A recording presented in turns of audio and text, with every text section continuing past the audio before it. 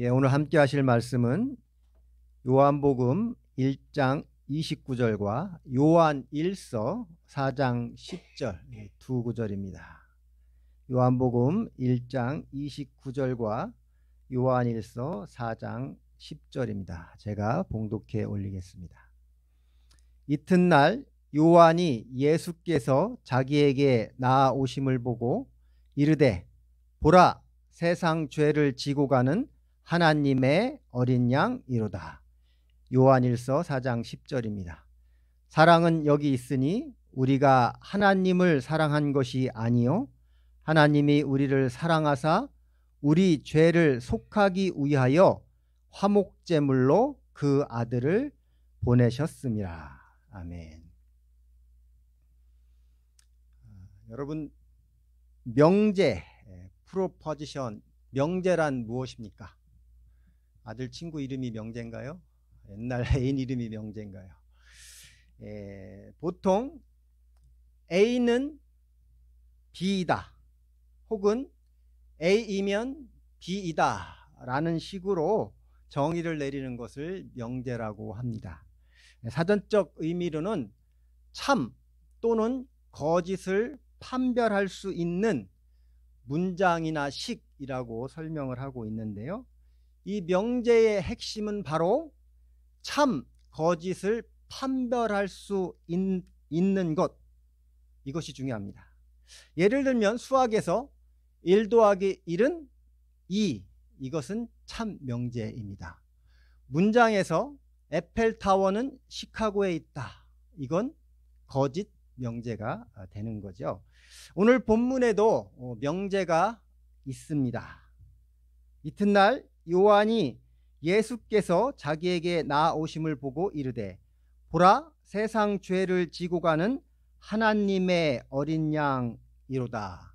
이 구절에서 예수는 무엇이 되죠? 맞습니다. 하나님의 어린 양. A는 B이다 처럼 예수는 어린 양이다라는 명제가 형성되어 있습니다. 그럼 그 어린 양, 어린 양 하면 떠오르는 이미지, 어린 양 하면 생각나는 것이 무엇입니까? cute, 귀엽죠. 어린 양 하면 떠오르는 것이 무엇이 있을까요? 제물. 어떤 제물일까요? 속죄 제물. 유월절 어린 양 속죄 제물을 말하고 있는 겁니다. 세례 요한이 바로 예수님을 바로 이 유월절 어린 양 속죄 양이라고 선언을 하고 있는 건데요. 유월절이니까 7월절 8월절도 있나? 이런 거는 아니고요. 아시는 것처럼 유월은 넘을 유자, 넘을 월자, 영어로 패스오버죠. 히브리어로 페사흐라고 해서 넘어간다라는 뜻을 가지고 있습니다. 이스라엘 민족이 애굽에서 400여 년 동안 종살이를 하다가 탈출한 날을 기념하는 유대교의 전통 절기입니다. 출애굽기 1장 8절 이하에 잘 나타나 있는데요. 요셉을 알지 못하는 새 왕이 일어나 애굽을 다스리더니 11절이에요. 그들에게 무거운 짐을 지워 괴롭게 하여 그들에게 바로를 위하여 국고성 비동과 람셋을 건축하게 하니라. 그러나 학대를 받을수록 야곱의 아들 요셉이 애굽의 국무총리가 됩니다. 가뭄 때문에 힘들어하던 온 가족이, 야곱의 가족이 가나안에서 애굽으로 이주하여 그곳에 정착해 살게 되죠. 그리고 아주 크게 번성합니다. 하지만 애굽의 왕조가 바뀌면서 히브리 민족은 노예와 같은 삶을 살게 됩니다. 그들의 노동은 점점 더 힘들어지고요. 심지어 학대를 받게 되는데 애굽에서의 삶이 처음과는 다르게 너무나 힘들고 괴롭습니다. 이어지는 말씀인데요. 출애굽기 2장 23절 이하입니다. 여러 해 후에 애굽 왕은 죽었고 이스라엘 자손은 고된 노동으로 말미암아 탄식하며 부르짖으니 그 고된 노동으로 말미암아 부르짖는 소리가 하나님께 상달된지라. 하나님의 그들의 고통 소리를 들으시고 하나님이 아브라함과 이삭과 야곱에게 세운 그의 언약을 기억하사 하나님이 이스라엘 자손을 돌보셨고 하나님이 그들을 기억하셨더라. 그 고난 중에 살던 히브리인들, 이스라엘 백성들의 고통과 신음소리를 하나님께서 들으셨다는 거예요. 그래서 그들을 출애굽시키고 조상들과 약속하신 약속의 땅 가나안 땅으로 보내기로 작정하십니다. 그래서 모세를 인도자로 부르고 애굽의 파라오에게 모세를 보내죠. 모세가 바로에게 그의 민족을 내어 보내줄 것을 요청하지만 잘 아시는 것처럼 단칼에 거절당합니다. 오히려 그들의 그 민족의 노동은 더욱 힘들어지고 거칠고 괴로움만 더했을 뿐입니다. 심지어 모세가 파라오 앞에서 자신의 지팡이를 살아있는 뱀으로 변화시키는 놀라운 일들을 펼쳐 보이며 하나님이 명령하신 일을 수행할 수 있도록 요청하지만 그는 끝내 말을 듣지 않지요. 출애굽기 7장 13절이에요. 그러나 바로의 마음이 완악하여 그들의 말을 듣지 아니하니 여호와의 말씀과 같더라. 결국 완악해진 파라오와 우상의 땅 애굽을 심판하고 동시에 하나님의 민족 히브리인들에게 살아계신 하나님, 그들의 조상들이 믿고 따른 여호와 하나님을 상기시키기 위해 그 애굽 땅에 10가지의 재앙을 내리게 됩니다. 나일강이 피로 물들어 버리고요. 개구리와 이 파리떼의 재앙, 전염병에 의해서 애굽에 있는 많은 가축들이 다 죽어나갑니다. 하지만 바로의 마음은 완악해져서 하나님의 명령을 전달하는 모세와 아론의 말에 귀를 기울이지 않게 되죠. 참으로 신기한 것은 온 애굽에 이런 재앙들이 휩쓸고 가서 고통 중에 울부짖고 몸부림치지만 하나님의 백성 히브리 민족은 언제나 예외였다는 거예요. 출애굽기 9장 6절 이하인데요. 이튿날 여호와께서 이 일을 행하시니 애굽의 모든 가축은 죽었으나 이스라엘 자손의 가축은 하나도 죽지 아니한지라. 바로가 사람을 보내어 본즉 이스라엘의 가축은 하나도 죽지 아니하였더라. 그러나 바로의 마음이 완강하여 백성을 보내지 아니하니라. 조사관까지 보내서 확인을 했으면 좀 눈치 좀 채고 완악해진 마음을 좀 바꿨으면 좋았을 텐데 그러지 않거든요. 독하고 악한 마음을 먹으면 더 독해지는 게 악한 인간의 본성인지도 모릅니다. 그래서 다시 악성 종기를 보내 육체의 괴로움을 더하고 우박과 메뚜기 떼를 통하여 온 이스라엘 땅을 초토화시킵니다. 땅이 황폐해지고 먹거리가 다 사라진 거예요. 그런데도 바로의 고집은 꺾을 수가 없습니다. 결국 9번째 재앙으로 죽음과 무덤을 떠올릴 수 있는 캄캄한 어둠의 흑암의 재앙을 3일 동안 애굽에 보냅니다. 출애굽기 10장 22절 이하인데요. 모세가 하늘을 향하여 손을 내밀매 캄캄한 흑암이 3일 동안 애굽 온 땅에 있어서 그동안은 사람들이 서로 볼 수 없으며 자기 처소에서 일어난 자가 없으되 온 이스라엘 자손들이 거주하는 곳에는 빛이 있었더라. 여러분, 우리들도 마찬가지 아닙니까? 내 고집을 마치 신념이라는 어떤 포장지로 감싸서 버티고 우기면 우길수록 괴롭기만 할 뿐입니다. 하나님의 고집, 그 열심 앞에 두 손 들고 항복하면 당장은 좀 손해보는 것 같지만 그 삶에 평강이 임한다는 사실을 믿으시기 바랍니다. 순종 앞에 어둠은 사라지고 그 삶에 빛이 임할 줄 믿습니다. 결국 마지막 10번째 재앙으로 우리가 잘 아는 장자의 죽음이라는 재앙이 온 애굽 땅을 휩쓸고 지나갑니다. 여기서 장자는 사람의 첫째 아들뿐만 아니라 애굽 집에 있는 모든 가축의 초태생까지 다 포함합니다. 출애굽기 11장 5절이에요. 애굽 땅에 있는 모든 처음 난 것은 왕위에 앉아 있는 바로의 장자로부터 맷돌 뒤에 있는 몸종의 장자와 모든 가축의 처음 난 것까지 죽으리니, 처음 난 것, 초태생, 애굽 땅에 있는 모든 초태생은 다 죽게 되는 가장 무서운 재앙이죠. 그런데 이때 여호와 하나님께서 온 이스라엘에게 이 두려운 죽음의 재앙을 피할 수 있는 은혜를 베풀어 주십니다. 출애굽기 12장 21절 이하인데요. 모세가 이스라엘 모든 장로를 불러서 그들에게 이르되 너희는 나가서 너희의 가족대로 어린 양을 택하여 유월절 양으로 잡고 우슬주 묶음을 가져다가 그릇에 담은 피에 적셔서 그 피를 문 임방과 좌우 설주에 뿌리고 아침까지 한 사람도 자기 집 문 밖에 나가지 말라. 여호와께서 애굽 사람들에게 재앙을 내리려고 지나가실 때에 문 임방과 좌우 문설주에 피를 보시면 여호와께서 그 문을 넘으시고 멸하는 자에게 너희 집에 들어가서 너희를 치지 못하게 하실 것임이라. 이것이 바로 유월절 어린 양의 유래입니다.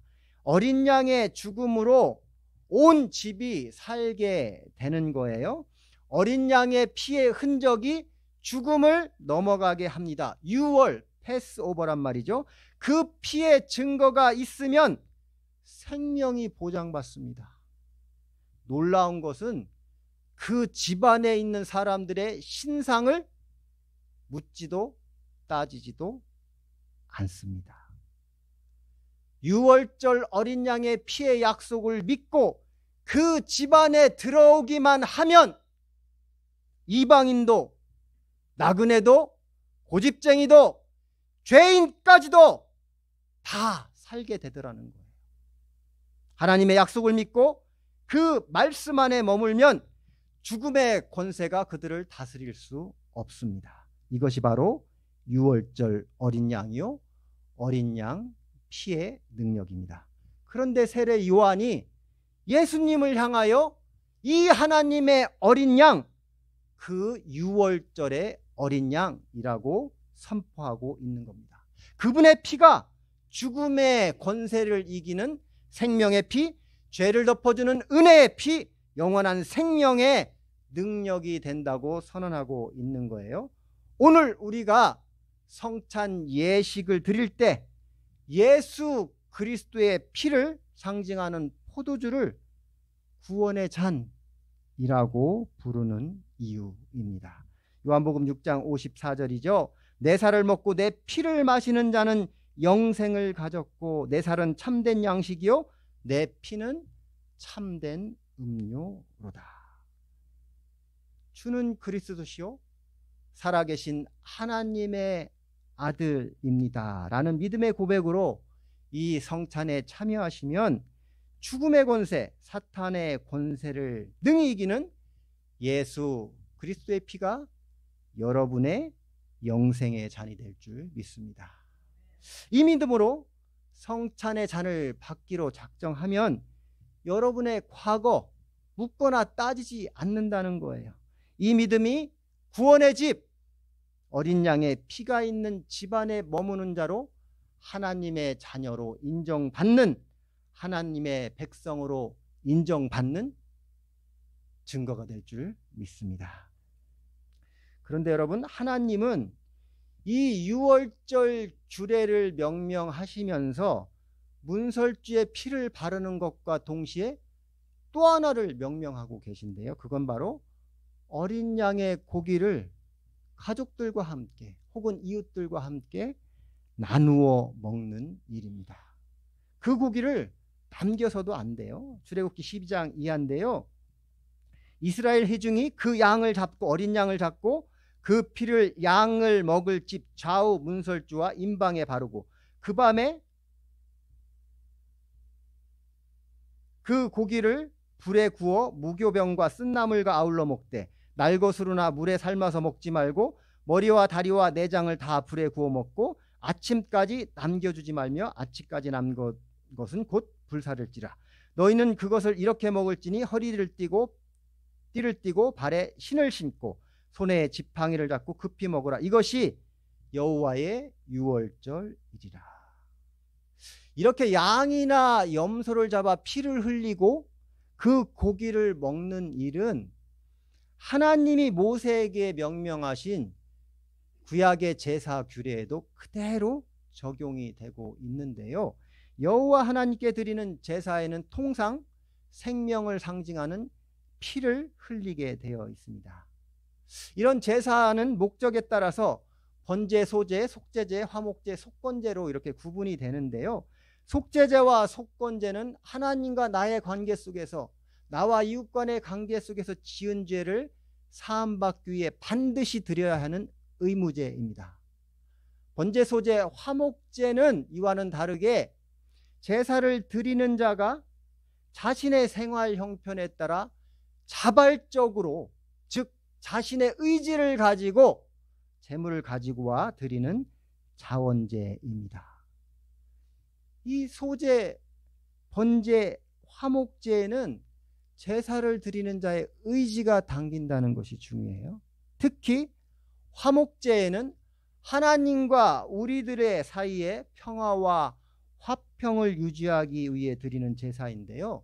이 화목제만이 가지고 있는 아주 특별한 특징이 있습니다. 첫 번째, 화목제는 드려진 제물의 일부, 내장의 기름과 콩팥을 제외하고는 그것들은 다 불에 태우거든요. 나머지 고기는 다 같이 나누어 먹는 거예요. 여러분, 번제는 번제물의 가죽만 제외하고 모두 다 불살라 버리잖아요. 화목제 제물은 제사장의 몫으로 가슴과 우편 뒷다리를 떼어주고 나머지 모든 고기는 이웃들과 함께 공동 식사를 합니다. 먹거리를 통한 화목을 이루기 위한 친교 행사라는 거예요. 그래서 화목제를 fellowship offering 혹은 peace offering, 수은제, 감사제라고 부르기도 합니다. 화목제만이 가진 두 번째 특징은 제물로 지정된 가축의 종류에서도 볼 수 있는데요. 그 종류는 첫 번째, 흠없는 숫소나 암소, 두 번째, 흠없는 순양이나 암양, 세 번째, 흠없는 순염소나 암염소입니다. 여러분 눈치채셨어요? 다른 제사와 다르게 뭐가 다를까요? 다른 제사와 다르게 암컷이다, 수컷이다 이렇게 구별 없이 다 드릴 수 있다라는 거예요. 번제와 속건제는 수컷만 드릴 수 있습니다. 속제제는 신분에 따라서 수컷만 드리거나 혹은 암컷만 드리도록 딱 구별해서 정해져 있다는 거예요. 하지만 화목제물은 암컷이든 수컷이든 다 괜찮다고 말씀합니다. 이것이 바로 화목제물이 가진 독특함인데요. 첫 번째, 제사 후에 함께 공동 식사, 교제를 나눌 수 있는 것. 두 번째는 제물에 대한 구별, 차별을 두지 않는 평등함이 그곳에 존재한다는 거예요. 이것이 바로 화목제의 목적인 하나님과 인간 사이의 화해와 교통, 우리 인간 상호 간의 친밀한 교제를 이루는 것이 무엇인지를 보여주는 겁니다. 여러분, 화평을 이루어가는 데는 어떤 차별이나 반드시 혹은 이러해야 돼 라는 그런 조건을 적용하지 않는다는 말입니다. 여러분, 지금 세계 곳곳에는 각종 전쟁이 벌어지고 있는데요. 전쟁이 쉽게 끝날 기미가 보이지 않죠. 그 이유가 여기에 있습니다. 자꾸 상대방한테만 야, 너 이렇게 해, 저렇게 해, 그러면 이라는 조건을 제시하는 거예요. 그러니까 화평이, 평화가 이루어지겠습니까? 오히려 더욱 보복하겠다는 악만 난무하게 되는 거죠. 여러분, 그래서 화평, 화목은 조건 없는 사랑입니다. 화목은 함께입니다. 화목은 포용입니다. 이것이 바로 유월절 어린 양의 고기를 온 가족과 함께 또는 이웃과 함께 나누어 먹는 이유입니다. 어린 양의 피를 증거 삼은 집안에 있으면 누구라도 구별 없이 차별 없이 한 가족 한 식구로 하나님의 자녀가 되어 형제 자매가 되는 은혜를 누리게 되는 거죠. 우리의 죄로 인해 깨어진 하나님과의 관계를 회복시키기 위해 십자가에 달리신 예수 그리스도, 그분의 은혜에는 어떤 종류의 차별도 존재하지 않습니다. 십자가상에서 흘리신 그 그리스도의 보혈의 은혜는 남녀노소, 빈부격차, 신분이나 인종, 사회적 지위, 나아가 지난날의 잘잘못조차 따지지 않는다는 거예요. 십자가상에서 찢겨진 예수 그리스도의 몸은 우리 모두를 위해 그리스도 안에서 하나 되기를, 깨어진 관계를 회복하고 찢긴 상처, 병든 몸이 치유받기를 원하는 하나님의 사랑, 그 모습으로 화목제물이라 부르고 있는 겁니다. 에베소 2장에 말씀하고 있죠. 또 십자가로 이 둘을 한 몸으로 하나님과 화목하게 하려 하심이라. 원수된 것을 십자가로 소멸하시고 또 오셔서 먼 데 있는 너에게 평안을 전하시고 가까운 데 있는 자들에게 평안을 전하셨으니. 로마서 5장 32절에도 이 예수를 하나님이 그 피로써 믿음으로 말미암아 화목제물로 세우셨으니 이는 하나님께서 길을 참으시는 중에 전에 지은 죄를 간과하심으로 자기의 의로우심을 나타내려 하십니다. 하나님과 원수된 우리를 다시 연합시키기 위해, 우리의 죄를 마치 없는 것처럼 여기시기 위해 당신의 아들을 십자가 위에 화목제물로 내어주셨다 말씀하고 있습니다. 유월절 어린 양이 피를 쏟고 그 몸을 이웃과 형제들에게 아낌없이 내어주는 것은 화목의, 사랑의 교제를 통해 관계 회복, 화평을 이루기 위해서입니다. 혼자가 아닌 함께 더불어 어린 양의 피의 은혜 안에 동참하면 우리 모두는 생명 공동체, 화목 공동체가 된다는 말이에요. 형제 자매로서 한솥밥을 먹는 식구가 되는 겁니다. 그러니 서로를 용서해야죠. 그러니까 서로를 이해할 수 있는 거죠. 그러니까 서로의 아픔을 위해 기도하는 것이 마땅합니다. 때로는 상대방의 허물이 보일지라도 감싸 안을 수 있는 그런 성숙함이 화목 공동체, 사랑 공동체에 필요한 겁니다. 오늘 우리가 이 성찬 예식을 드릴 때 예수 그리스도의 몸을 상징하는 빵을 생명의 떡, 하늘의 양식 만나라고 부르는 이유입니다. 요한복음 6장 51절에 나는 하늘에서 내려온 산떡이니 사람이 이 떡을 먹으면 영생하리라. 나의 줄 떡은 곧 세상의 생명을 위한 내 살이로다 하시니라. 주는 그리스도시요 살아계신 하나님의 아들입니다 라는 믿음의 고백으로 이 성찬에 참여할 때 깨어진 하나님과의 관계, 불편한 사람들과의 관계, 아픈 내 육체가 온전히 회복되는 생명의 은혜가 임하기를 주의 이름으로 축원합니다. 이 약속의 은혜의 말씀이 우리를 영원히 살게 하는 생명의 양식이 될 줄 믿습니다. 이 믿음으로 성찬에 참여하시고 하나된 교회, 하나된 가정, 하나된 그리스도와의 연합을 체험하는 소중한 시간이 되기를 간절히 소망합니다. 말씀을 정리합니다. 예수님은 이 땅에 오신 유월절 어린 양입니다. 세상 죄를 지고 가는 하나님의 어린 양으로 오셨습니다. 여기에서 세상 죄를 지고 가는 이라는 헬라어는 아론인데요. 이 아론이란 단어는 raise, lift up 이란 뜻과 동시에 take away, remove 라는 의미를 가지고 있습니다. 요한복음 19장 15절에 보면 그들이 소리지르되 없이 하소서 없이 하소서, 이 없이 하다라는 뜻이 바로 동일한 단어 아론이란 단어를 사용하고 있는데요. 그러니까 예수님은 우리의 죄를 없애려고 가지고 가시려고 이 땅에 오신 하나님의 어린 양입니다. 예수님은 하나님의 어린 양, 변치 않는 참 명제입니다. 하나님은 그 아들을 이 세상에 화목제물로 보내셨습니다.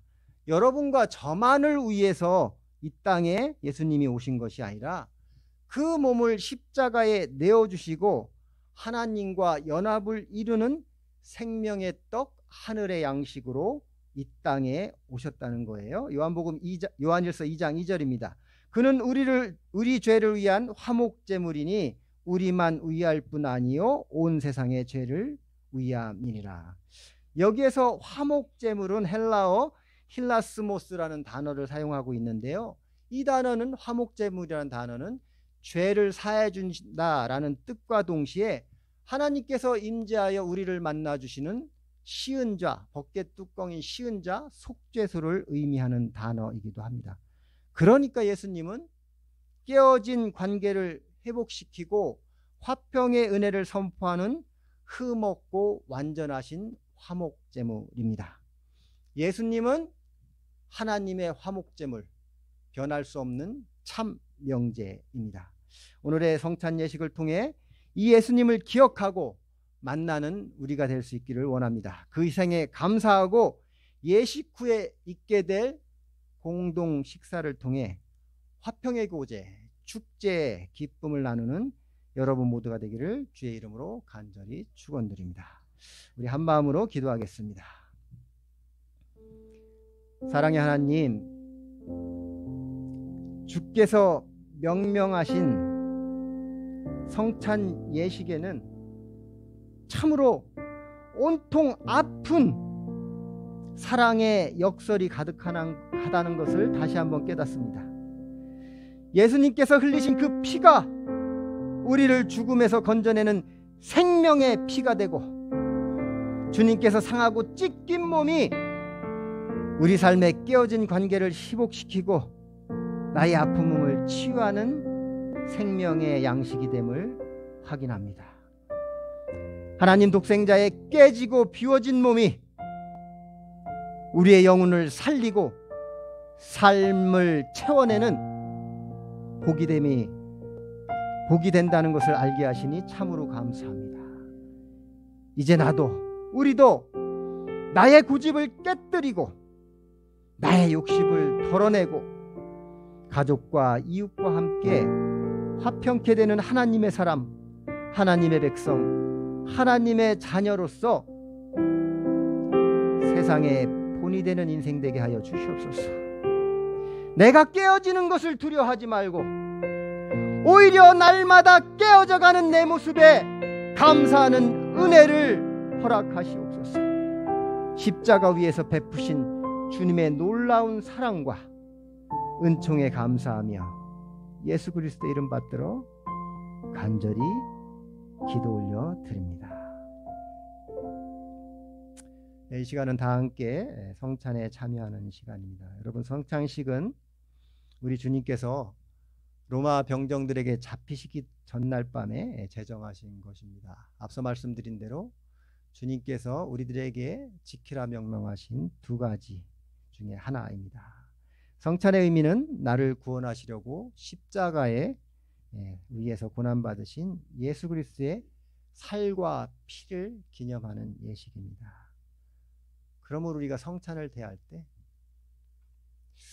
요즘에는 자유함도 좋지만 좀 지나치게 허물이 없는 것 같아 좀 아쉬움이 있습니다.